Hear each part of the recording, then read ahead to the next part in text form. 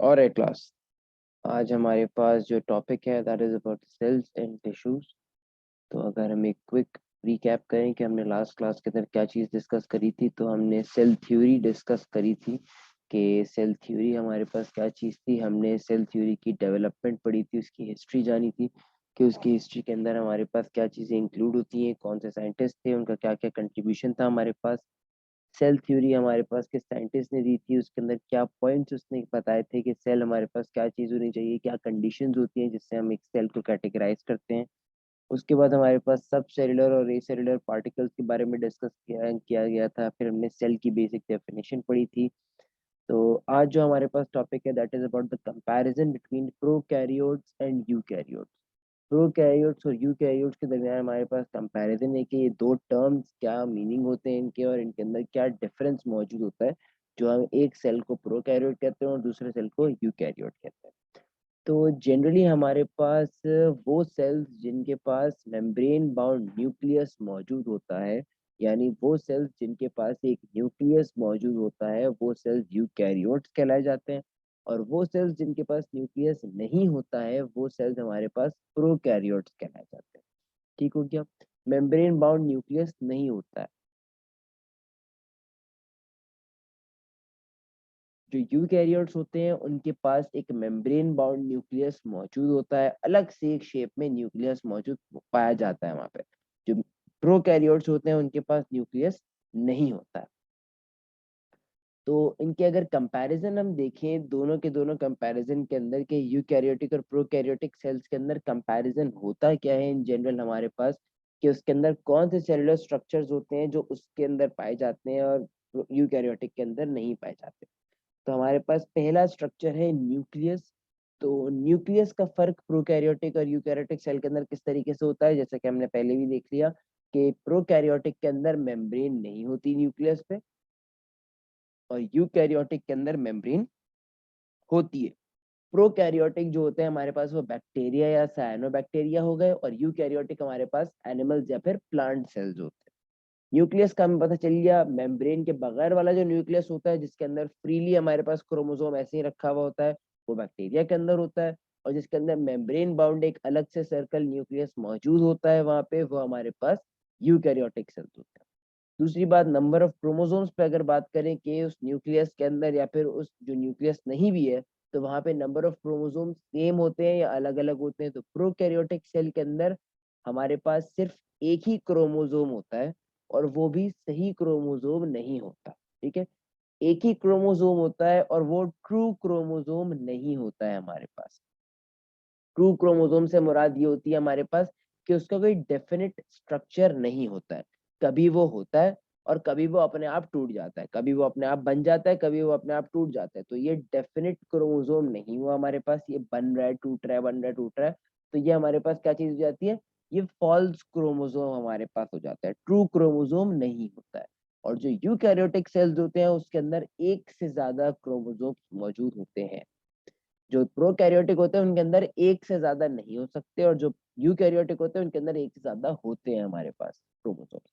Number of sales की अगर बात करें तो प्रोकैरियोटिक सेल्स जो होते हैं वो यूनिसेलुलर होते हैं, वो उन उस सेल के अलावा कोई दूसरा सेल नहीं होता ऑर्गेनिज्म के अंदर, वो एक ही सेल मौजूद होता है। और जो यूकैरियोटिक होते हैं उसके अंदर मल्टी सेलुलर भी हमारे पास होते हैं और यूनिसेलुलर भी हमारे पास होते हैं। दोनों किस्म के ऑर्गेनिजम्स हमारे पास होते हैं। True membrane bound organelles. True membrane bound organelles से मुराद के एक तो हमारे पास न्यूक्लियस है जिसको मेम्ब्रेन बाउंड होना जरूरी होता है, और वो सिर्फ यूकैरियोटिक्स के अंदर होता है। उसके अलावा दूसरे ऑर्गेनल्स भी हमारे पास होते हैं सेल्स के अंदर, जैसे कि माइटोकॉन्ड्रिया हो गया, क्लोरोप्लास्ट हो गया, हमारे पास राइबोसोम हो गया, हमारे पास एंडोप्लाज्मिक रेटिकुलम हो गया। ये ऑर्गेनल्स हमारे पास जो होते हैं, इन ऑर्गेनल्स का भी मेम्ब्रेन बाउंड होना जरूरी होता है। तो ये ऑर्गेनल्स मेम्ब्रेन बाउंड प्रोकैरियोटिक के अंदर नहीं होते हैं। ठीक है, मेम्ब्रेन बाउंड प्रोकैरियोटिक के अंदर नहीं होते हैं। यूकैरियोटिक के अंदर हालांकि ये मेम्ब्रेन बाउंड ऑर्गेनल्स मौजूद होते हैं।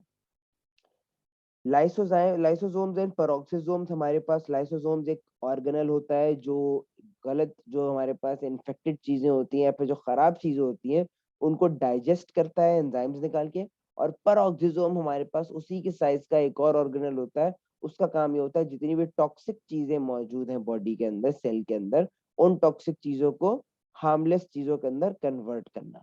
तो ये दो जो हमारे पास चीजें होती हैं ये प्रोकैरियोटिक सेल के अंदर नहीं होती हैं। प्रोकैरियोटिक सेल के अंदर लाइसोसोम और पेरोक्सोसोम नहीं होते हैं, और यूकैरियोटिक सेल्स के अंदर ये दोनों चीजें मौजूद होती हैं हमेशा।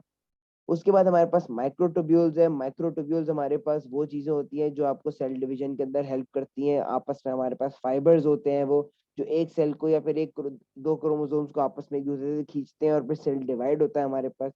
बेसिक प्रोसेस के अंदर हमारे पास काम आती हैं हड्डियां होती हैं, समझे आप। सेल की हड्डियां जो होती हैं वो हमारे पास माइक्रोट्यूब्यूल्स होती हैं।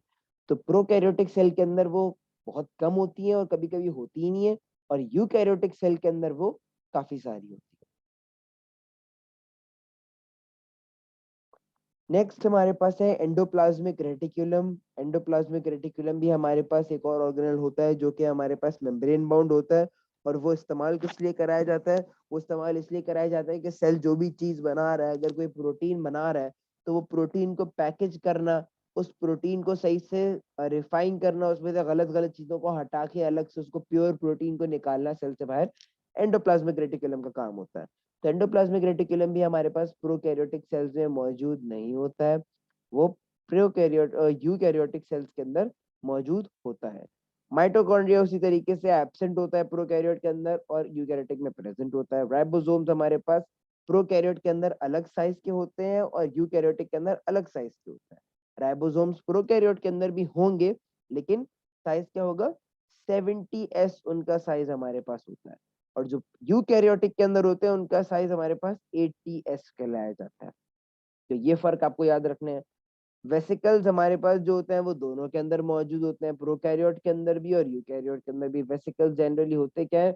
वो बुलबुले तरीके के होते हैं, वो सेल के अंदर बनते हैं और वो फिर बाहर आते आते अपनी सेल मेम्ब्रेन से फ्यूज होकर उनके अंदर जो भी सामान होता है उसको बाहर रिलीज कराते हैं। ये वेसिकल्स का हमारे पास काम होता है। पैकेजिंग मटेरियल होता है, समझिए एक तरीके से हमारे पास वो, ये हमारे पास दोनों सेल्स के अंदर मौजूद होता है।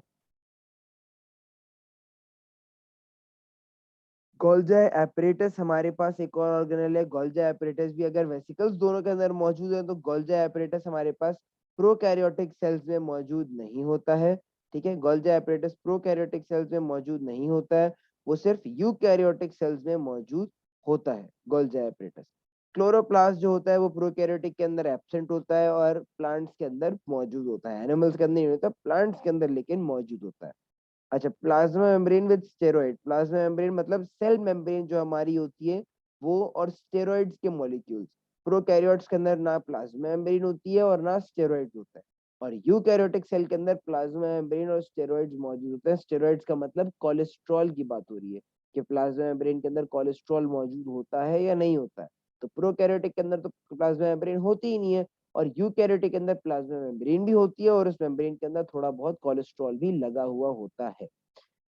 Permeability of nuclear membrane. Permeability of nuclear membrane मतलब जो न्यूक्लियस की जो मेम्ब्रेन हमारे पास है उसकी परमिएबिलिटी ज्यादा है या कम है। मतलब अगर न्यूक्लियस के अंदर एमआरएनए बनता है तो वो एमआरएनए आसानी से बाहर आ जाएगा न्यूक्लियस से, या फिर उसको थोड़ी मेहनत लगानी पड़ेगी। ये हमारे पास होती है न्यूक्लियर परमिएबिलिटी। वैक्यूल्स हमारे पास होते हैं जिसके अंदर खाना पीना स्टोर करते हैं, वाटर स्टोर करते हैं सेल्स हमारे पास। प्रोकैरियोट्स के अंदर वैक्यूल एब्सेंट होते हैं और यूकैरियोट्स के अंदर वैक्यूल्स जो है वो मौजूद होते हैं। सेल का साइज फिर हमारे पास बहुत जरूरी चीज है कि जो प्रोकैरियोटिक सेल्स होते हैं उनका साइज कितना होता है? 1 से लेके 10 माइक्रोमीटर उनका साइज हमारे पास होता है, और जो यूकैरियोटिक होते हैं उनका साइज 1 से लेके 1000 माइक्रोमीटर तक होता है हमारे पास। फ्लैजिला की अगर बात करें तो फ्लैजिला हमारे पास एक ऑर्गेनल जो कि सिर्फ प्रोकैरियोट्स के अंदर होता है, यूकैरियोट्स के अंदर नहीं होता है। अच्छा जी, ये तो हमारे पास हो गए थे बेसिक स्ट्रक्चर्स और फंक्शंस और डिफरेंसेस हो गए, दोनों तरीके हो गए सेल्स के अंदर, यूकैरियोटिक और प्रोकैरियोटिक। इसके बाद हमारे पास सेल्यूलर स्ट्रक्चर्स एंड फंक्शंस हमारे पास होते हैं कि सेल का जो स्ट्रक्चर है उसका फंक्शन क्या होता है। फिर we will now look at some of the basic cell structures and organelles in animals and plant cells. You will be notice that there are key differences between plants and animal cells. अच्छा, ऊपर जो हम table में discuss कर रहे थे वो prokaryotic और यूकैरियोटिक के अंदर फर्क डिस्कस कर रहे थे। अब जो हम डिस्कस करेंगे एनिमल सेल्स और प्लांट सेल्स के दरमियान डिफरेंसेस डिस्कस करेंगे। दोनों के दोनों यूकैरियोट्स हैं और यूकैरियोट्स के अंदर हमारे पास दोनों के डिफरेंसेस क्या होते हैं, हमारे पास दोनों यूकैरियोट्स के आपस में, कि प्लांट के सेल के पास ऐसी क्या चीजें होती हैं कि वो प्लांट के सेल होते हैं और एनिमल सेल्स के पास ऐसी क्या चीज होती है कि वो एनिमल के सेल्स होते हैं। तो इनके अंदर हमारे पास ऐसा क्या फर्क है? तो पहली चीज अगर हम देखें तो एनिमल सेल्स के अंदर प्लास्टिड्स मौजूद नहीं होते हैं। प्लास्टिड्स हमारे पास एक स्ट्रक्चर होता है जो कि कहाँ से पाया जाता है? प्लास्टिड्स हमारे पास बेसिकली एक कलेक्टिव टर्म है जिसके अंदर क्लोरोप्लास्ट, क्रोमोप्लास्ट और ल्यूकोप्लास्ट आते हैं। प्लास्टिड्स हमारे पास क्या चीज होती है? प्लास्टिड्स हमने एक तीन चीजें हमारे पास है। हमारे पास एक होता है क्लोरोप्लास्ट, एक होता है क्रोमोप्लास्ट और एक होता है ल्यूकोप्लास्ट। क्लोरोप्लास्ट जो होता है इसका काम क्या होता है? ग्रीन कलर देना। ठीक है। क्रोमोप्लास्ट का काम ये होता है कि जो बाकी के कलर्स हमारे पास फ्लावर के अंदर, फ्रूट के अंदर जो डिफरेंट कलर्स आते हैं, ऑरेंज, रेड, ग्रीन, जितने भी कलर्स आते हैं, वो क्रोमोप्लास्ट कलर देता है। ठीक है। ये हमारे पास देता है डिफरेंट कलर्स। ठीक है। क्लोरोप्लास्ट से स्पेसिफिकली ग्रीन कलर दे रहा था, ये हमारे पास डिफरेंट कलर्स देता है। और जो ल्यूकोप्लास्ट होता है ये हमारे पास प्लेन कलर देता है जो कि रूट्स का कलर होता है। ठीक है। ये हमारे पास प्लेन कलर देता है जो कि रूट्स का कलर हमारे पास होता है। ये हमारे पास तीन चीजें हो गई। इन तीनों प्लास्ट को, ठीक है, इन तीनों प्लास्ट है ना, सारे स्ट्रक्चर्स है हमारे पास, क्लोरोप्लास्ट, क्रोमोप्लास्ट, ल्यूकोप्लास्ट। इन तीनों प्लास्ट को कलेक्टिवली कहा जाता है, अगर इकट्ठे बुलाया जाए तो इनका नाम हमने रखा हुआ है प्लास्टिड्स। ठीक है। इनका नाम हमने कलेक्टिवली क्या रखा हुआ है? प्लास्टिड्स। तो अगर कहीं पे प्लास्टिड्स की बात होती है तो इसका मतलब प्लास्टिड्स के हम लोग क्या कहना चाह रहे हैं? प्लास्टिड से हम क्लोरोप्लास्ट, क्रोमोप्लास्ट या फिर ल्यूकोप्लास्ट अप्लाई कराना चाह रहे हैं, ये अगर प्लास्टिड की बात करी जाए।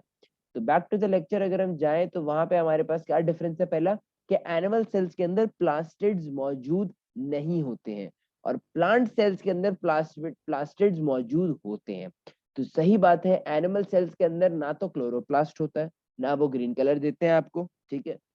एनिमल तो आप भी है ना, आपकी स्किन के ऊपर ग्रीन कलर तो शो नहीं हो रहा, क्यों? क्योंकि आपके पास क्लोरोप्लास्ट नहीं है। आपके पास डिफरेंट कलर्स तो शो नहीं हो रहे क्योंकि आपके पास आप क्रोमोप्लास्ट भी नहीं है। आपके पास जो प्लेन कलर होता है, जो रूट्स और उसका स्ट्रक्चर्स का होता है, वो आपके पास वो भी शो नहीं हो रहा क्योंकि आपके पास ल्यूकोप्लास्ट भी नहीं है सेल्स के अंदर। अगर इन तीनों में से कोई एक होता तो इनकी कैटेगरी, इनका जो फंक्शन होता है, इनका जो कलर गिव ऑफ करना होता है, वो कलर आप पे शो हो रहा होता। तो इसका मतलब क्या हुआ? तीनों नहीं है तो क्या हो गया? प्लास्टिड्स हमारे पास ह्यूमन सेल्स में मौजूद नहीं होते हैं। एनिमल सेल्स के अंदर प्लास्टिड्स जो होते हैं वो काफी ज्यादा अमाउंट में मौजूद होते हैं। पहली बात हो गई। दूसरा डिफरेंस हमारे पास है कि एनिमल सेल्स के अंदर सेल वॉल नहीं होती है। एनिमल सेल्स के अंदर सेल वॉल नहीं होती है और एनिमल सेल्स जो होते हैं वो थोड़े सर्कुलर इन शेप होते हैं आपके पास, क्योंकि उनके पास सेल वॉल नहीं होती। एनिमल सेल्स जो होते हैं वो आपके पास हमेशा किस तरीके के होंगे? जब भी आप एनिमल सेल्स को पढ़ेंगे आप कभी भी उनको स्क्वायर की फॉर्म में नहीं पढ़ेंगे। आप हमेशा एक एनिमल सेल्स की तस्वीर कैसे देखेंगे? कोई ना कोई सर्कल बना हुआ होगा, रफ सा ऐसा सर्कल बना होगा। इसका नाम एनिमल सेल दिया जाता है। क्यों? क्योंकि एनिमल सेल के पास सेल वॉल नहीं होती है। सेल वॉल नहीं होती है। तो अगर किसी सेल के पास सेल वॉल मौजूद नहीं होती है, मतलब उसकी बाउंड्रीज नहीं होती है, तो उसका शेप तो इरेगुलर ही बनेगा। तो ये इरेगुलर शेप हमारे पास बन जाता है एनिमल सेल्स का। लेकिन जो प्लांट सेल्स हमारे पास होते हैं, इनके पास क्या होता है? Have a rigid cellulose cell wall in addition to the cell membrane. Plant cells के अंदर सेल मेम्ब्रेन के अलावा सेल वॉल भी मौजूद होती है। ये सेल मेम्ब्रेन थी तो इसके बाहर हमारे पास एक सेल वॉल भी आ रही होती है। वो सेल वॉल हमारे पास इतने सख्त मॉलिक्यूल्स की बनी हुई होती है कि वो सेल वॉल करती क्या है? पूरे के पूरे प्लांट के सेल को एक स्ट्रक्चर दे देती है। या तो आपको रेक्टेंगल में मिलेगा, या तो स्क्वायर्स में मिलेगा, या फिर आपको वो परफेक्ट शेप के अंदर मिलेगा। स्ट्रेट लाइंस आपको दिखेंगी, ऐसे सर्कल नहीं मिलेगा आपको। तो ये चीज हमारे पास हो जाता है सेलुलोज का, सेल वॉल का फायदा। फायदा या नुकसान ये तो हम आगे चल के डिस्कस करेंगे, लेकिन ये हमारे पास एक फर्क सेल वॉल का ऐसे आता है। तीसरा डिफरेंस ये है कि एनिमल सेल्स जो हमारे पास होते हैं उनके पास प्लाज्मोडेस्माटा या फिर पिट्स नहीं होते हैं। एनिमल सेल्स के अंदर प्लाज्मोडेस्माटा या फिर पिट्स नहीं होते हैं, और प्लांट सेल्स के अंदर प्लाज्मोडेस्माटा या फिर पिट्स मौजूद होते हैं। अच्छा जी, अब प्लाज्मोडेस्माटा क्या चीज होती है? तो फॉर एग्जांपल हमारे पास अगर प्लांट सेल्स की बात करें, क्योंकि प्लांट सेल्स के अंदर ये होते हैं, एनिमल्स में नहीं होते, तो प्लांट्स में अगर हम बात करें तो मेरे पास अगर ये दो सेल है प्लांट के, ठीक है, ये दो सेल है, ये दोनों सेल यहाँ पे आपस में यहाँ पे जुड़े हुए हैं, ठीक है, ये दो तीन सेल हमारे पास है, यहाँ पे हमारे पास ऐसे करके ये हमारे पास पूरा का पूरा सेल्स हैं प्लांट के, ठीक है। ये मैंने एक लीफ के अंदर माइक्रोस्कोप में देखा है, तो मुझे यहाँ पे काफी सारे सेल नजर आ रहे हैं।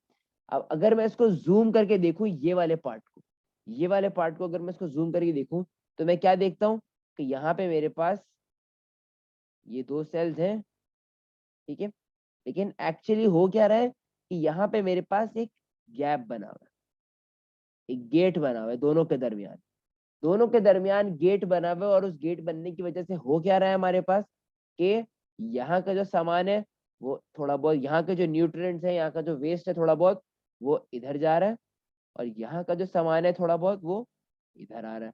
एक्सचेंज ऑफ मटेरियल इधर हो रहा है, खाने पीने का भी हो सकता है, वेस्ट का भी हो सकता है, किसी भी चीज का हो सकता है, सिवाय पूरे पूरे ऑर्गेनल के। ऑर्गेनल नहीं शिफ्ट होते, सिवाय खाने पीने शिफ्ट हो जाता है, यहाँ से आपका वेस्ट मटेरियल शिफ्ट हो जाता है। तो ये अगर आपके पास हो रहा है, तो इसका मतलब ये जो ब्रिज आपके पास बीच में बना हुआ होता है ना, ये ब्रिज जो आपके पास बना हुआ है, गेट जो खुला हुआ है, इसको कहते हैं प्लाज्मोडेस्माटा। प्लाज्मोडेस्माटा। काइंडली अपनी वीडियोस ऑफ कर दें बेटा, वीडियो अपनी अपनी ऑफ कर लें।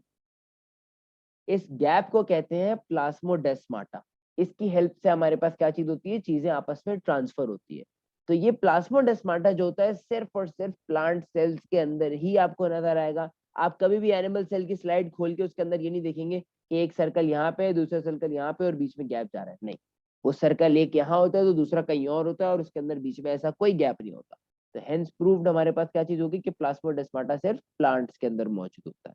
वैक्यूल्स की अगर बात करें तो वैक्यूल्स और वैक्यूल्स एनिमल सेल्स के अंदर कितने होते हैं? बहुत कम होते हैं हमारे पास, ठीक है, फ्यू वैक्यूल्स होते हैं। वो हमारे पास वैक्यूल्स होते किस तरीके से? हमारे पास एनिमल सेल इस तरीके का बना होता है, ये हमारे पास सर्कल बना हुआ है एक एनिमल सेल का, ये हमारे पास उसका न्यूक्लियस मौजूद है। हमारे पास वैक्यूल्स क्या होते हैं? छोटे छोटे मौजूद होते हैं, न्यूमरस वैक्यूल्स मौजूद होते हैं। अच्छा, ये वैक्यूल्स परमानेंट नहीं होते, एनिमल सेल्स की बात कर रहा हूँ, ये वैक्यूल्स परमानेंट नहीं होते, ये वैक्यूल्स टूटते भी हैं फिर दोबारा बन जाते हैं, टूटते हैं फिर दोबारा बन जाते हैं, ये टेम्पररी वैक्यूल्स हमारे पास बेटा पिट्स और प्लाज्मोडेस्माटा बात वही होती है, पिट्स भी हमारे पास यही चीज होती है कि आपस में वो ट्रांसफर कराने के लिए एक चैनल खुला हुआ होता है बीच में उन्होंने, उस चीज को हम पिट्स कहते हैं, या फिर प्लाज्मोडेस्माटा भी आप कह सकते हो उसको। राइबोसोम्स हमारे पास, सॉरी, वैक्यूल्स हमारे पास यहाँ पे टेम्पररी होते हैं, परमानेंट वैक्यूल्स नहीं होते, कभी बन जाते हैं, कभी टूट जाते हैं, कभी होते हैं, कभी नहीं होते हैं। ये हमारे पास वैक्यूल्स जो है टेम्पररी हो गए एनिमल सेल्स के अंदर। प्लांट सेल की अगर हम देख के बात करें तो प्लांट सेल मेरे पास इस तरीके का होता है। प्लांट सेल के अंदर अंदर यहाँ पे मेरे पास सेल मेम्ब्रेन के साथ ये सेल शुरू हो गया है, यहाँ पे मेरे पास एक बड़ा सा वैक्यूल मौजूद होता है बीच में, सेंटर में वैक्यूल मौजूद होता है, और साइड में मेरे पास कहीं ना कहीं न्यूक्लियस होता है, और बाकी के ऑर्गेनल्स ये बाउंड्रीज के ऊपर मौजूद होते हैं। यहाँ पे बीच में मेरे पास वैक्यूल एक मौजूद होता है, जिसको बड़ा सा वैक्यूल हम कहते हैं, या फिर सेल सैप भी उसको हम कहते हैं, वैक्यूल या फिर सेल सैप भी उसको कहा जाता है। ये चीज हमारे पास हो गई, ठीक है। वैक्यूल हमारे पास वहां पे लार्ज सेंट्रल वैक्यूल हमारे पास मौजूद होता है। जरूरी नहीं एक हो, दो भी हो सकते हैं बीच में बड़े बड़े, लेकिन दो से ज्यादा उसूलन नहीं होते, जनरली एक ही होता है, या फिर दो भी हो सकते हैं आपके पास। अच्छा, एनिमल सेल्स के अंदर न्यूक्लियस जो होता है generally found at the centre of the cytoplasm. Nucleus की पोजीशन भी हमारे पास डिपेंड करती है। एनिमल सेल्स की अगर बात करें तो एनिमल सेल्स हमारे पास इस तरीके के होते हैं। आपको न्यूक्लियस जनरली कहाँ मिलेगा? सेंटर के करीब करीब ही मिलेगा, यहाँ मिल जाएगा, या तो फिर आपको न्यूक्लियस जो है वो यहाँ मिल जाएगा, या तो फिर आपको सेंटर में मिल जाएगा, थोड़ा सा इधर मिल जाएगा, या फिर आपको वो एग्जैक्ट सेंटर में मिल जाएगा न्यूक्लियस। डिफरेंट जगह पे, लेकिन सेंटर के करीब करीब ही होता है न्यूक्लियस। जो प्लांट सेल हमारे पास होते हैं, प्लांट सेल के अंदर जो न्यूक्लियस होता है वो हमेशा बाउंड्रीज के ऊपर होता है, एजेस के ऊपर होता है, ठीक है। सेंटर में नहीं हो सकता क्योंकि सेंटर में तो हमारे पास वैक्यूल मौजूद होता है। तो एक और पहचान ये भी हमारे पास हो जाती है। दूसरी चीज हमारे पास क्या चीज है, animal cells possess lysosomes which contain enzymes that digest cellular macromolecules. Animal cells के अंदर एक और स्ट्रक्चर मौजूद होता है लाइसोजाइम के नाम से। लाइसोजाइम के अंदर एंजाइम्स मौजूद होते हैं जो कि जितने भी डिफरेंट मटेरियल्स होते हैं जिनको डाइजेस्ट कराना होता है एनिमल्स को, वो डाइजेस्ट वो करवाते हैं लाइसोजाइम्स हमारे पास। प्लांट सेल्स के अंदर क्या होता है, लाइसोजाइम मौजूद नहीं होते, जो प्लांट का वैक्यूल होता है बीच में वो सारी की सारी डिग्रेडेशन हैंडल कर रहा होता है। एनिमल सेल्स के अंदर वैक्यूल्स हमारे लाइसोजाइम मौजूद होता है हमारे पास।